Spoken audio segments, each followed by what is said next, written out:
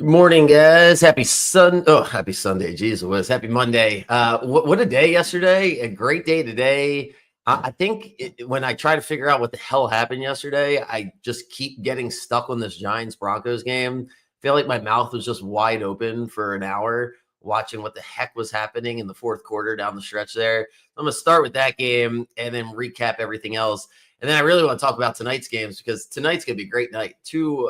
I think we're going to have 4 playoff teams facing off tonight, 2 really good Monday night games, and they staggered them. If you're going to have 2 Monday night games, can we at least do a 7-10 instead of 7 and 8-15? So I like that.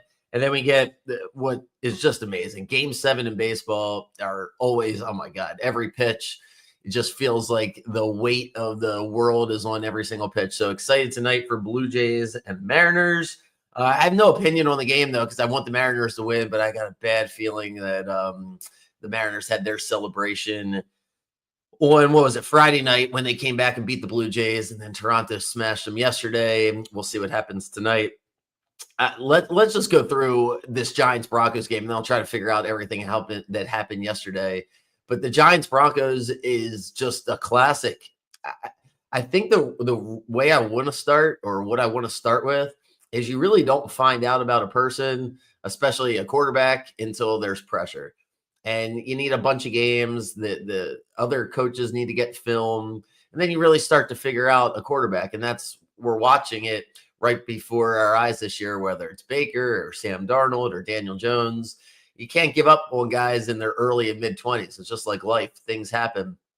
And this Bo Nix and Jackson Dart, they're going to have bad games. They're going to do things that are going to make you feel like, man, are we sure that they're the guy? But when you watch them yesterday, I'm sold on both of them now. I cannot believe the moxie to come back.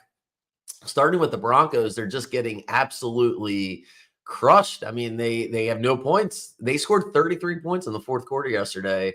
Bo Nix is the first quarterback ever to get 2 rushing and 2 throwing touchdowns in the fourth quarter. Just amazing. He does better under pressure. He does better off script. He does better when the chips are down. It feels like Sean Payton stresses him out to start the game or during the game, and he's got so much on his brain. He misses a lot of layups. But backyard football, Bo Nix is legit. The Broncos go 5-2. Is a really, really big win for Denver yesterday. I felt like if that game would have gone the other way, then I don't see them making the playoffs. It would have been a heartbreaking loss. I'm not 1,000% convinced that they still make the playoffs because I think Sean Payton leaves a lot to be desired. I mean, he's all over the place yesterday, gets a personal foul. I mean, you don't see that in the NFL. You see that in the NBA, get a technical foul because the coach can't handle himself. But in the NFL, to run over on the field and he gets a personal foul, unhinged. The Broncos, I don't know if they get to the finish line, but a big win yesterday. But then on the other side, Jackson Dart, I don't know if he's going to win a playoff game for Brian Daboll, but he's definitely going to win playoff games. He's just got it. You can just tell. Sometimes you just can tell whether it's a person or a quarterback, whether they're right in front of you or on TV. Everybody just responds better to him. The swag with the Giants was, I mean, I thought they were going to make a playoff run yesterday. They're going to win that game, puts them at 3-4. Now they're 2-5. They get the Eagles next week. So it's probably a year where the Giants just kind of put some things together. They'll get Neighbors back next year. They'll get another high draft pick. And then the ownership's got to decide what coach they want to use for Jackson Dart because he is, man, really good. So that was just a wild game. Missed extra point that allows Denver to win the game at the end. But if you're betting on Denver, you had the teaser, then you definitely need this game to go to overtime. So Broncos win by a point. It was just a ridiculous game. The best game of the year. I don't even know what's second right now. I think it was the best game of the year by far. Great game. All right, let's rip through it here. I got getting these London games right here 3 weeks in a row and just have nothing to show for it because I didn't bet it, but had the Steelers beating the Vikings, and then I had the Jets covering against the Broncos, and then yesterday I thought it was a really good spot from the Rams. I thought the under was the right play, but the Rams, their defensive line, when you get pressure, some things never change. If you get pressure without blitzing, it's really hard to play quarterback, and that's what happened in Jacksonville yesterday. Just, man, he had no time back there. Trevor did, and I just don't know if he's the real deal. I don't think the Jags make the playoffs. I think they finish with 8 or 9 wins. They're close, but I don't think they get in. And the Rams right now, if you told me I had to pick a team to win the Super Bowl, I feel like I'm going to go with the Rams. The defense is super duper legit. I was really impressed with the defense. No Puka, didn't really matter. Rams efficient.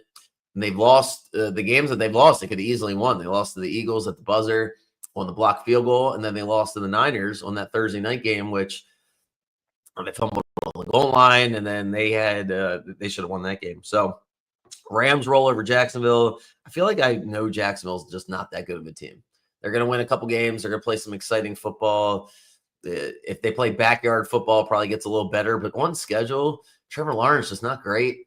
The routes, the receivers aren't really polished. So it all feels like it's just a little off there in Jacksonville. Speaking of off, the Jets are, well, not only are they the only winless team in the NFL, but, they have nothing to look forward to. I can't even figure out what they're supposed to look forward to. Their two best players, Garrett Wilson and Sauce Gardner, they already paid them. So it's like, dude, you guys got to win here in the next couple of years. They're in the prime of their careers. They've already been paid.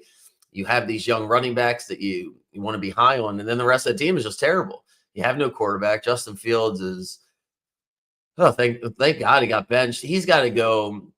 He should have just been here. He should just be a backup to an amazing quarterback and get an opportunity to play a couple games, down the stretch or whatever, like a super duper charged up Tyler Huntley, because he just does not have it. The game goes too fast for him, and it's just not there. Unless he's running around, he just can't play quarterback. Panthers get a really big win, and the Panthers now put themselves in a position to at least be interesting.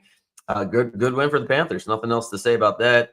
And then the Saints lose, and the Bears, they let the Saints kind of get back into it, but they jumped on them early. I had a feeling the Bears were going to play with a lot of confidence. A really great test for the Ravens coming up. Bears win 4 in a row. They head to Baltimore. Have plenty of time to talk about it. The Saints are the Saints are the Saints. You got to win it. Look, when you're not a great team, you're going to have to win a couple of those really 50-50 games like the Panthers did, where you had a chance to win earlier in the year and the Saints couldn't do it. They had the Niners at home. They couldn't get that game. The Cardinals, I believe, they had a couple games where they just couldn't get it done. And now it feels like the season's over. If they were going to, have a chance, they were going to have to beat the Bears yesterday. They can't do that. Feels like the Saints might be a prime candidate to get rid of some of these trade guys. They have a couple good weapons on offense. So the Saints lose, Bears win. I'll find out a lot about the Bears this week as they face the Ravens. Well, you know what? Maybe we just can't bet on the Titans. My thing on the Titans game is, can you just not go up 7-0 or go up 10-3? Can you not make me think that I picked the right game here? Because it's just, when things go bad for the Titans, it really feels like they go bad so fast. And Will Levis, the ghost of Will Levis, pops up yesterday as Cam Ward is just trying to do too much, drops the ball, game's over. Patriots just blitz them. I mean, it was 10-3. It was 10-3 and finished 31-10. So not great, or 31-13, whatever it was. Patriots, I don't know how we see the saying this now 3-4 weeks in a row. I'm going to have to say it again next week because they get the Browns at home. I'm still not 100% sold. I'm just not 100% sold. I want to watch them a few more weeks. Let's see what the film looks like on May, and some coordinators make some adjustments. But one thing we do know is the Titans weren't going to get their season turned around. Were they happy that Callahan was gone? I'm sure they're happy. That they play that way? Not really. So Titans, not good. Not good at all. Mad at myself for that one. And then mad at myself for this Dolphins-Browns game. Just take the under in the Dolphins points. I just couldn't get out of my head that the Dolphins were going to get 16 and win 16-14 or something. So I just decided to go under for the whole game. And Tua's like, no, we're going to just keep throwing interceptions. What Tua did yesterday, I mean, do you just bench a guy after you give him all the money and just have him sit there? I feel like you have to. I feel like if I'm the owner and I have all the money, I'm just so angry yesterday. I'm throwing a temper tantrum this morning, and I'm firing everybody. I got to get the coach out of there, the GM out of there, get the quarterback out of there, get everything out. The Dolphins are the worst team. The Jets are depressing, but the Jets have a new coach. They have a piece here, a piece there, and they're not like just quitting on the team the way this Dolphins team is. Tua forces the game to go over as he throws pick six, and basically threw 2 pick sixes. There's 3 interceptions. If you look at the stats on this game, you're like, how the hell did this game go over? Dylan Gabriel threw for 118 yards, and Judkins got like 3.2 yards a carry, and Tua throws for 100 yards, but somehow it goes over. Browns win 31-6. Browns play the Patriots this week. I mean, the Browns defense is great, but Dylan Gabriel's not any good. I don't know if they can beat New England. It's going to be a weird game for New England because you can only be hyped about so many games. And then this is a game where it's like, the Browns are coming and we're feeling great about ourselves that they overlook it. We'll see, but Browns beat the Dolphins. So the Dolphins are eliminated from the playoffs, but the Browns, they're not. It's a weird AFC, and you would think the Browns have no chance, but hey, they win yesterday. They're alive, and that defense is really good. So I did get the Eagles game right yesterday. You can't bet on Carson Wentz. Been saying that ever since he's been the quarterback. He's just not that good. He can't see the field. He had some plays yesterday that are just mind-boggling plays from Carson Wentz. Eagles get rolling. They're not perfect, but when they get that passing game going, you start to feel like, golly, they're really hard to beat. Not sure if Saquon's a little banged up or exactly what's going on there, but Eagles win. They're going to face the Giants this week. I think you learn a lot about the Eagles because if I'm the Eagles, I need to kick the Giants' ass. They beat me 34-17 on Thursday night. Now the Giants are reeling. We're going to go – that game's in Philly, right?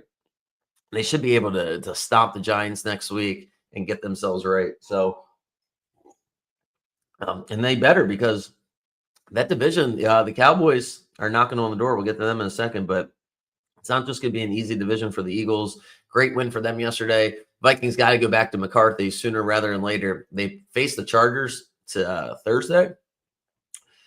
Big game for the Vikings here. They're 3-3 now. They got to go to LA. That's where they lost last year to the Rams to get their season. To end their season. So not great for the Vikings yesterday. Tough loss coming off the bye. The Chiefs dominate. Chiefs win 31-0. Not much to say there. Without Brock Bowers, the Raiders have no threat to throw the ball down the field. Chiefs suffocate them. Chiefs look good. I don't really feel like hammering about how great the Chiefs are. We'll see what they look like in a couple months, but they're back. They're going to face the Bills in a couple weeks, I believe. So we'll see. That'll be a good measuring stick game. And then the game I got the most wrong about, the team that is driving me insane, the Indianapolis Colts. I was talking about it yesterday with one of my friends, and I'm like, when you're early on something, it's like the best feeling, whether it's a stock or you're betting on sports or shit, just could be like thinking you're right about a person's behavior. There's really no better feeling than being right early, especially when really smart people are thinking that you're stupid or going against you, and then you're actually right, is a great feeling. And that's how I would be feeling about the Colts. If everything I said last year, I said this year, but I didn't. I said it last year. I thought Steichen would be great. I thought the weapons are good. The team's solid, blah, blah, blah, blah, blah. And then Anthony Richardson just cannot run the offense. He could not. He was so bad that this is what you're seeing now when you put Daniel Jones in there. Just amazing. So everything I was saying about the Colts last year, if you remember, was 100% right for this year. And I'm making no money off of it because I had the Chargers yesterday. And it was the typical Colts can't be 6-1. Are they really this good? It's like, man, I guess they are, because the Colts they talk about having guys always open. What Steichen, the coach for the Colts, is drawing up is just he is firing away here. Guys are always open. Daniel Jones is delivering. Everything's on time. The motion, if you watch Colts last year, it's like nothing was on time. This year, everything's on time, and it's just rolling. The Chargers. What can you say about the Chargers? They're like leaking here on defense. They're big play after big play. They did the same thing against the Commanders, and Washington lost yesterday, so that didn't look great for the Chargers. It seems like the Chargers are going to be there at the end like they've been the past few years, but the idea that they're going to win the division after we watch them beat the Chiefs in Brazil, and it was like, man, the Chargers off to a good start. Herbert looks amazing. I don't know if it's the injuries, but the back end of the defense is just not great. And they lose yesterday. Colts dominate that game 38-24, and it could have been worse. And we talked about the Giants-Broncos game. The Cardinals-Packers game. Being a fan of the Packers, being a fan of the Cardinals is going to drive you insane. Wow, the games that the Cardinals have lost this year are just breathtaking. And they lose again to the Packers. Just at the end of the game, they can't get over the hump. Basically, the same thing that happened to them against the Colts the week before. They have the game there. They dropped the ball against the Titans, which that resulted in the coach hitting the running back. They have been teetering here. No Kyler Murray yesterday. If the Cardinals didn't make the playoffs this year, they were going to have to make some changes because they've been running the same kind of team back year after year. And now that loss to the Packers yesterday puts them in a really tough spot. The division's great in the NFC West. Great win for the Packers. The Packers still don't look good, but you got to win these games if you want to, if you want to stack them and get to the playoffs. I said it yesterday. I'm probably not going to have a strong opinion on the Packers or Lions until we get to that Thanksgiving matchup. It's a lot of inconsistency, but they get the win. So great win for the Packers and a great win for the Cowboys. The Cowboys defense knocks out Jaden Daniels, makes some plays, and Dak is, the Cowboys offense, I guess, is the best offense in the NFL. They're just absolutely rolling. Their run blocking up front is freeing it up. CeeDee Lamb is great. Pickens is great. Dak has been amazing. Cowboys get a really big win, and they're relevant. So this is exactly what the NFL wanted, which is a bunch of teams that are relevant. The only teams aren't relevant, and meaning they have no chance to make the playoffs. I guess we're down to the Titans and the Jets, probably the Raiders and the Browns, and then that's it. The Jets and the Dolphins, the Raiders, the Browns, and the AFC. But the Raiders and the Browns still have 2 wins, so I can't say they have no chance, but they don't look great. But the Jets and the Dolphins, that feels like times ran out on them, and the Titans. So Jets, Dolphins, Titans, times ran out on them. And then the NFC, I don't know who you want to say is absolutely eliminated. Doesn't feel like the Saints are going to make a run, but you can't just say the Giants are eliminated at 2-5. It's a long season. And yeah, you're struggling to eliminate teams, which is what the NFL wanted. You're struggling to figure out who are the best teams. And that is just the way the cookie crumbles. And then last night, got my revenge from the week before as the Niners helped me out with my props. They get the win. Christian McCaffrey is amazing. Felt like those props were undervalued yesterday. Just great value there. The numbers weren't high, and you knew he was going to have a great game because it's Sunday Night Football. The Niners featured him. Kittle was back, which helped in the run game, and it just another guy that you have to pay attention to. Mac was decent. The Niners defense, man, putting it together. And the Falcons, I'm telling you, the Falcons just always falcon it up somehow. You don't even know how they only scored 10 points. It felt like they made some good plays, but a lot of penalties, just 1 step forward, 2 steps backwards there for the Falcons. Good win for the Niners. They're 5-2. And tonight, great game. So let's start with this. Start with the Texans and the Seahawks. So the Seahawks can't win at home and they can't lose on the road. Just the complete opposite of what we've always known from the Seahawks. Now they're home, 3-point favorites against the Texans, who have won 2 in a row, coming off a bye. So the Texans beat the Ravens. Then they get the bye week. What Texans team do we get? I'm not betting against CJ Stroud. I like the Texans tonight.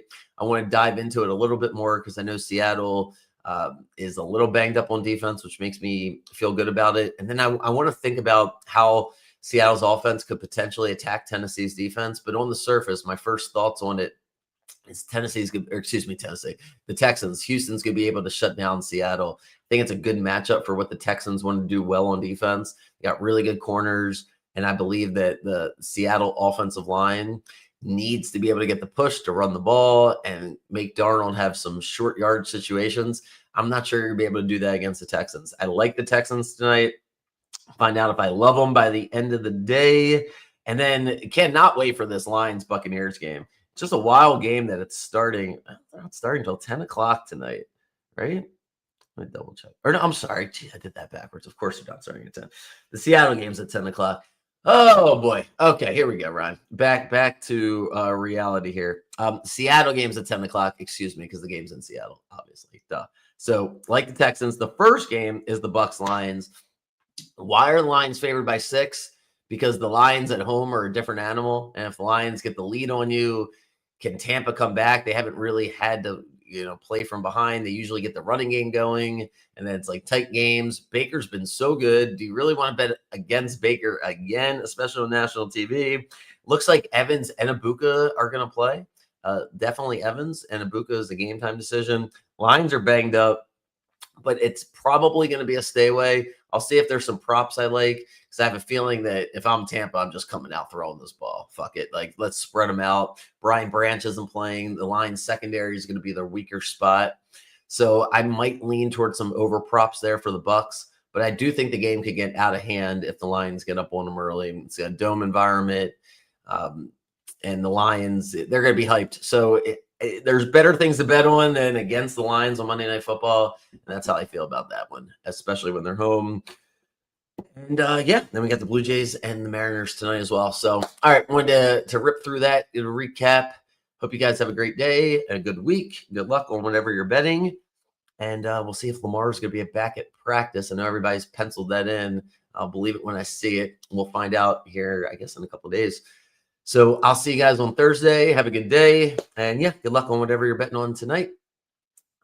See you later.